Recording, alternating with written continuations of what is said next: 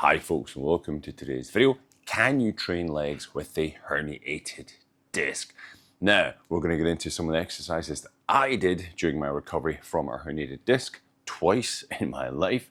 Some of the exercises I'm doing right now and some of the exercises I would recommend that you can do if you are suffering from a lumbar herniated disc. So without further ado, let's get into today's video.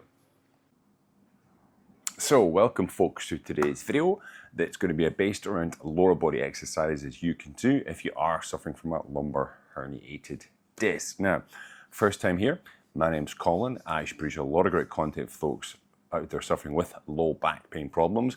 Why? Because I was in the same position you were, okay? Back in 2005, I had my own L5-S1 disc herniation, various bulging discs, a little bit of stenosis, really bad sciatica to the point where I wasn't able to walk for a few weeks.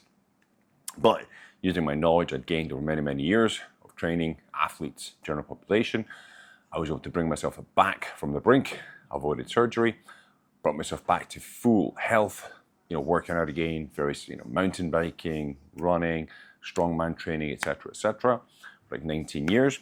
Then, unfortunately, I got a bit overzealous, and in 2024, I actually re-herniated my disc. I got an MRI back in January of this year, re-herniation of L5-S1, some other sort of broad-based disc bulges and the higher levels. Yes, I did have the sciatica nerve pain, numbness, etc. Wasn't as bad as the first time around, but I started upon my next rehabilitation program to bring myself back from that injury as well. I'm happy to say I'm probably 99% okay of the way there. A little bit of residual sciatica. I have good days and bad days. Not that bad anymore from where I was like a year ago, 14 months ago.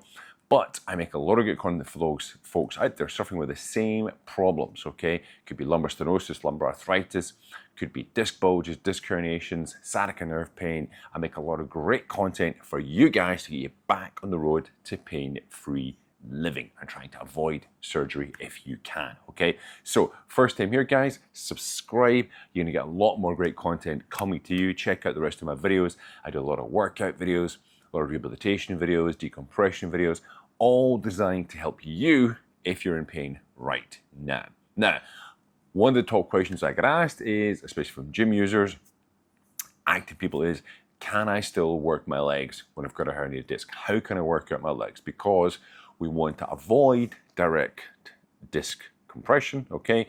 If you've got a fresh herniation, that is not going to help your injury at all, okay? So you have to work around the injury, right?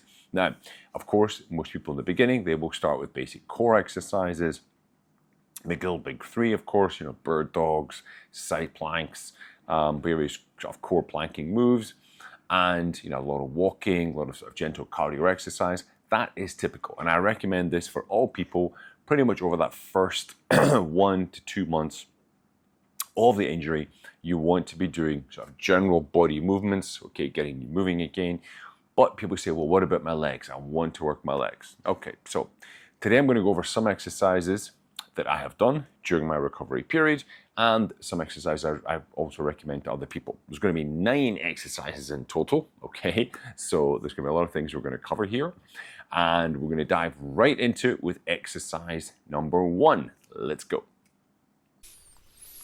Now, a really nice exercise I start everybody with is a basic step up. Now here I've got a little IKEA step. You can get these in most places, not even from IKEA. And it's obviously below my knee, the height. And stepping, it's a thing we do every day, up and down stairs in your home, at work, in and out the car, etc. So it's got a lot of practical crossover to daily life. Keeps the legs working, keeps the hips stable, and you'll see that I'm not pushing off the back leg, I'm pushing all with the front leg.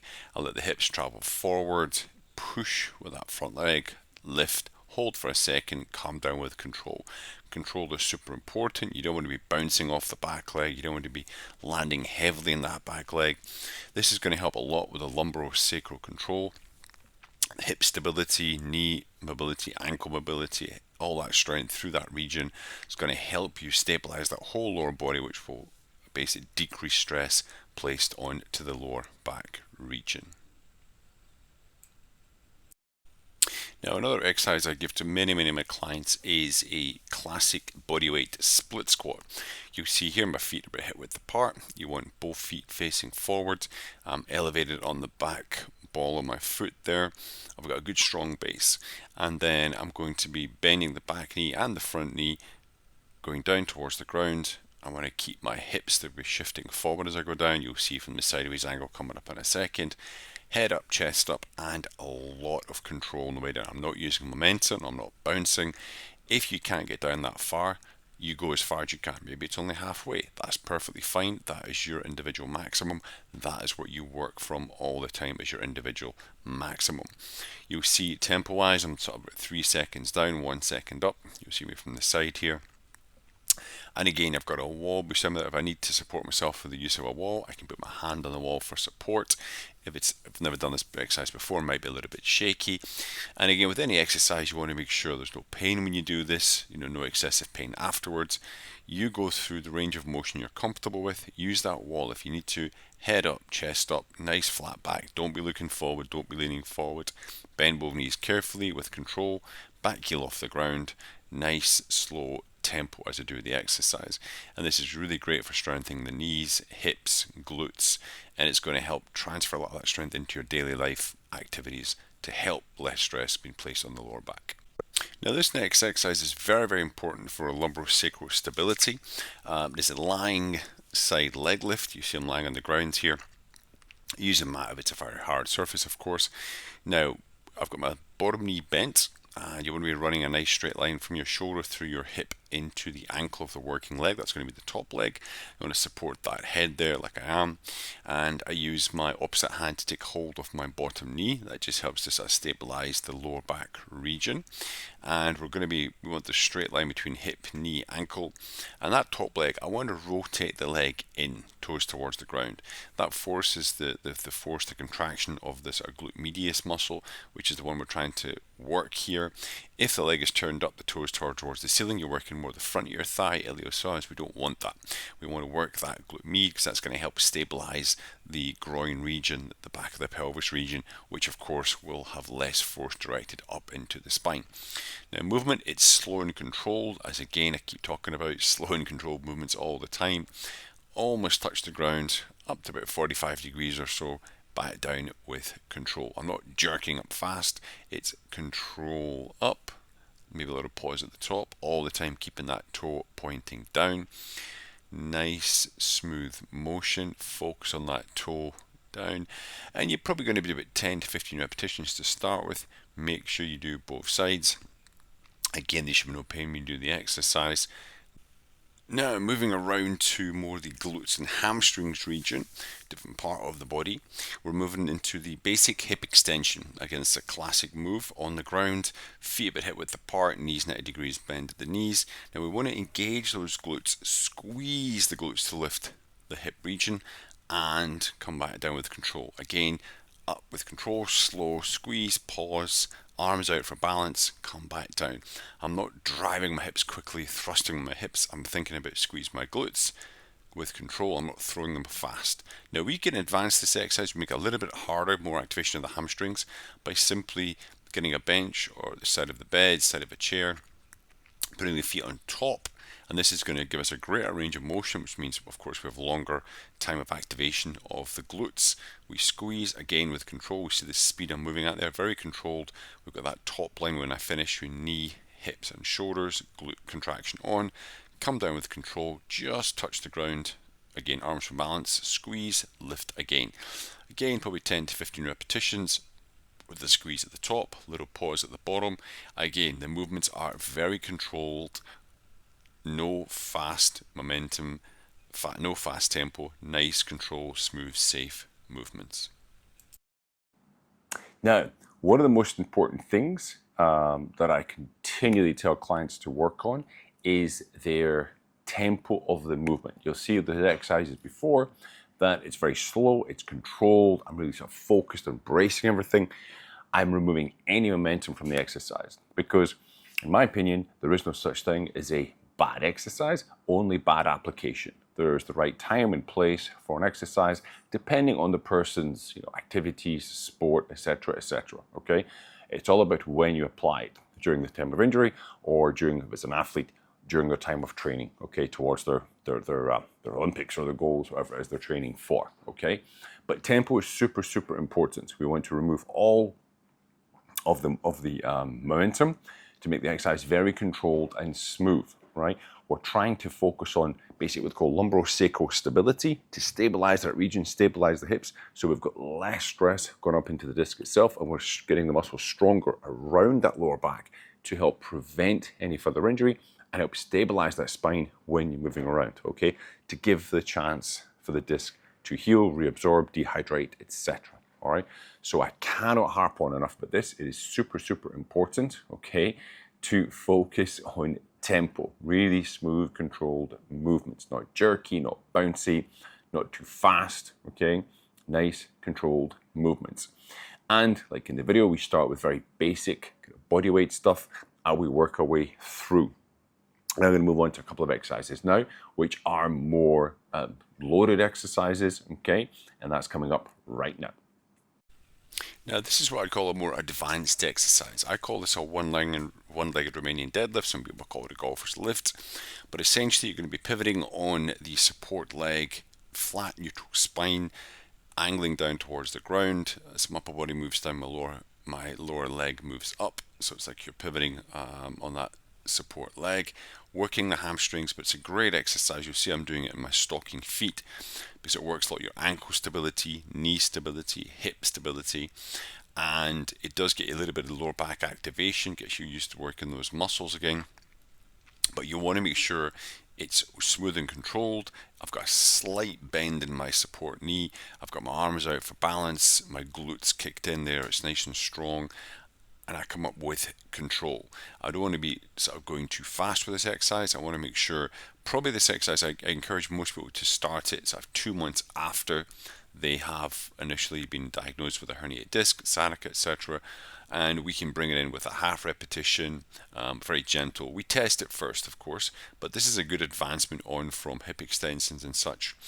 You want to make sure you always do it in stocking or bare feet because you want to make sure you've got the proprioception of your leg, of your knee. You can feel the exercise is going to make those muscles work a lot harder in the lower body. Okay, now there's a few things people can do wrong. You see people like they're shaking, they're too unstable. So you can use a wall to start with, just fingertips on the wall. That's going to help you sort of get your balance because it is a brand new exercise. You want to keep your head up. You don't want to be looking down because typically when you start to look down, you will curve the thoracic spine forward, which then leads to the lumbar spine curving as well. So you want to always keep your head up. Use fingertips on a wall, on the side of a door, and just be conscious of when you do start the exercise that it's with control, with tempo. And another common mistake is people will rotate the hips off to one side. That's classic, typically weakness in the glute region. And you see me there that you want to be completely sort of parallel with the ground. You don't want those hips to tilt and have your body angled. You want to make sure that you don't round forward at the top of the spine, sort of chest up. Okay, so there's a lot of things, quite a technical exercise, but just, keep control of this video, watch this video. Don't let the arms hang forward because that will also encourage the upper body to round as well. We want to preserve that neutral spine to protect the spine as much as possible. Okay, so think neutral spine, head up, chest up, flat back, keep my hips level, and you will be doing this exercise perfectly, just like me right there. Now this is a much more dynamic exercise. This is a suspension trainer reverse lunge. I can use a suspension trainer for support. I'm taking a careful step back, bending both knees, again head up, chest up. Again, you see my tempo is very controlled. I'm not dropping the knee into the ground. It is more dynamic in that it is movement. It's got a lot of crossover to daily life. You've got to be able to sort of, move the legs around, stepping up and off the floor, picking things up off the floor. Again, keep your head up, chest up. Use that suspension trainer as a crutch, okay, before you move on to being fully dynamic without any support at all. But I find this is a really good exercise to progress people onto more dynamic movements. And more dynamic, this is me just this week actually doing a kettlebell weighted step up. a little bit of a higher step up. You'll see there, I've got a 12 kilo kettlebell in one hand, so it's trying to pull me off to the sides. I'm working my lower back region. Again, you see my tempo is very controlled. I'm coming down with control. I'm not driving off the back leg. It's all front leg work. I have a little pause at the top, got my chest up, head up. I'm really focused on stabilizing at the top of the exercise. I want to be in full control all the time. I'm not just dropping down on that foot because I am holding a weight in that hand, okay? So this is a nice way to progress the step up after you've accomplished the basic step up to begin with. Now, every so often I do test. This is the front squat. This is the second time I've been testing this in the past month. So that's about, 80 kilos. It's about 175 pounds or so. I've got my arms extended out there, very, very, very slow controlled. It's about 5 seconds count eccentric on the way down. The arms are extended. I just want to really try to focus on contracting my upper back region and making my technique absolutely picture perfect. But you can see I've got no pelvic tilt there. I am very focused. I'm just testing. This is not something that I do regularly. I'm just testing to see if I can do a front squat. I had no issues the next couple of days either, which is fantastic news. Now, that last one there, of course, the front squat, that was me just testing. A few weeks ago, I tested just 60 kilos. And this was just this past week. That was 80 kilos. And I wanted to see how stable I was, to see how, the reaction of my spine the next day. Obviously, the front squat, the weight is in front of my shoulders. It's going through more directly through your legs. There is less emphasis on the lower back region, less spinal compression. Okay, I'm not using it regularly. It was more as a test, okay? But you're basically breaking those leg exercises down into first basic stuff of body weight. Every 4 to 6 weeks, you change the exercise, and you have this goal of maybe 6-8 months away, being able to do, your weighted goblet squat or, walking lunges weighted. You basically have to break it down and reverse engineer it, okay?